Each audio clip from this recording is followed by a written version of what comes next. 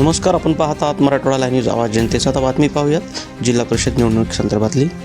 नरवाडी जिल्हा परिषद गट तालुका सोनपेठ जिल्हा परभणी भाजपाचे अधिकृत उमेदवार विद्याताई मंजुभाऊ धोंडगे या नरवाडी जिल्हा परिषद अंतर्गत निवडणूक लढवत असून नरवाडी जिल्हा परिषद अंतर्गत 2 पंचायत समिती गट वडगाव गण व नरवाडी गण या 2 गणामध्ये वडगाव पंचायत समिती गणाचे भाजपचे उमेदवार प्रकाशराव बसाटे तथा नरवाडी पंचायत समिती भाजपचे उमेदवार रामप्रसाद यादव यांच्या प्रचाराचे नारळ पोडूळ तालुका सोनपेठ जिल्हा परभणी येथे फोडून प्रचाराचा शुभारंभ झाला.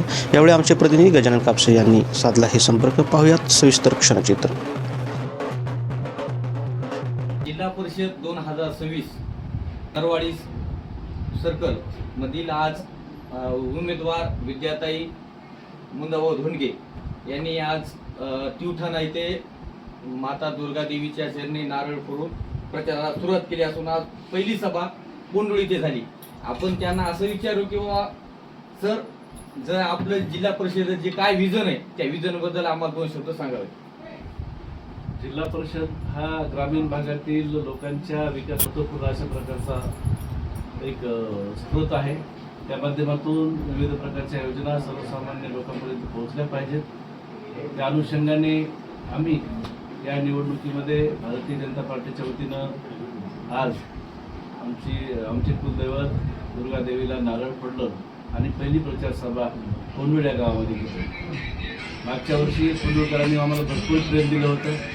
त्यापेक्षा जास्त प्रेम देण्याचा संकल्प यावेळेस त्यांनी केलेला आहे आणि जिल्हा परिषदेच्या माध्यमातून सुशिक्षित बेरोजगार असतील, शेतकरी असतील, शेतकरी मजदूर असतील, आमच्या लाडक्या बहिणी असतील, छोटे छोटे व्यावसायिक असतील, अपंग असतील, अनाथ असतील, या सगळ्यांचे प्रश्न सोडवण्याचं काम या ठिकाणी आम्ही करणार आहोत.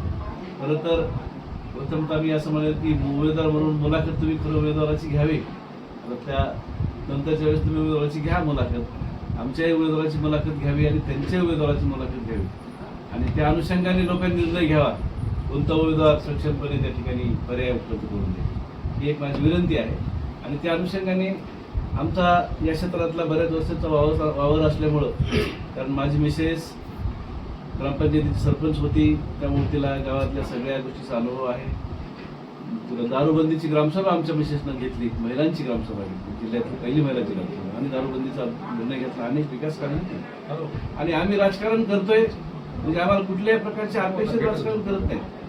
मी असेल, माझी पत्नी असेल, आमचं उत्पन्नाचं साधन पगाराच्या माध्यमातून चांगल्या प्रकारचं आहे. आम्ही चांगल्या प्रकारे एक कुटुंब उदरनिर्वाह करू शकतो. परंतु लोकात राहिलेले असल्यामुळे लोकांची कामं झाली पाहिजे हा एक छंद आमच्या दोघांच्या बाबतीतला आहे. त्यामुळे आम्ही या ठिकाणी आलेलो आहोत आणि निश्चितच आम्हाला निवडून दिल्यानंतर लोकांच्या 100% अपेक्षा पूर्ण करण्याचा प्रयत्न आम्ही करणार आहेत. कारण आमच्या पाठीमागे आपल्या राज्याच्या पालकमंत्री, जिल्ह्याच्या पालकमंत्री मिळाले सक्षमपणे उभा.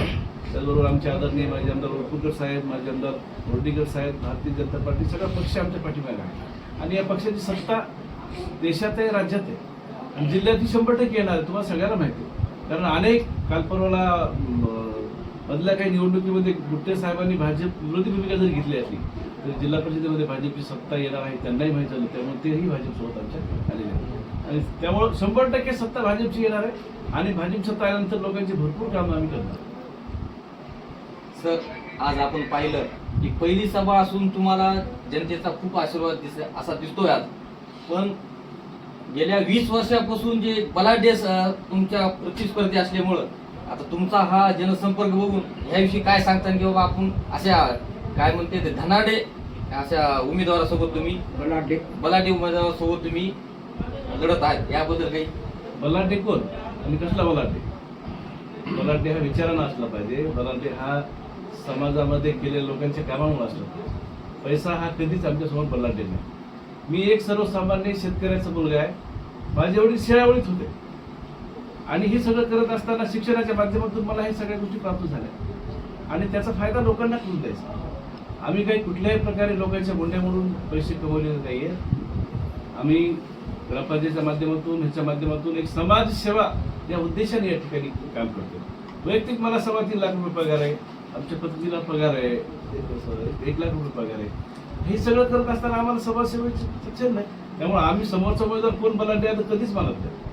फक्त एवढं एक पैसा मान भरपूर आहे माल ज्याचा जास्त असतो अदानी अंबानीने तर सगळं ताब्यात देशच ताब्यात घेतला असता ना, मला पैसा विचार केला. कारण जनतेची भूमिका सगळ्यात महत्वाची आहे. जनतेने ठरवलेलं आहे का परिवर्तन करायचं आहे आणि जनता आमच्या सोबत आहे. खरं तर आजचा सभेचा विषय मला सांगायचं म्हणजे आम्ही कुठलीही प्रकारची तयारी नव्हती. प्रचाराचा समारंभ उद्या होणार आहे म्हणून आम्ही उद्या ठरवलं होतं. परंतु अचानक आमच्या रंगनाथजीने सांगितलं की आज कुठल्या वेळेत आपल्याला नारळ फोडायचा आहे. 1:30-2 वाजता आमचा निर्णय झाला. लोकांना या आलेल्या लोकांपैकी 95% लोकांना माझा फोन बी नाही, निरोप बी नाही. हे सगळे लोक स्वेच्छेने या ठिकाणी आहेत आणि समोर एका माणसाला 5-5, 10 फोन येतात भेटायला या कारकीवाल्याला. लोक येत नाहीत. याचाच अर्थ असा आहे की लोकांनी ओळखून ठेवली तुमची काय धनाढ्य शक्ती आहे, तुमचं काय बलाढ्य तुम्ही जे म्हणताय ना, ते बलाढ्य किती कशाच्या जोरा बलाढ्य झालात ते लोकांच्या लक्षात आलेलं आहे आणि लोक दाखवून देणार. धन्यवाद सर. हे होते मुंजाभाऊ धोंडगे सर.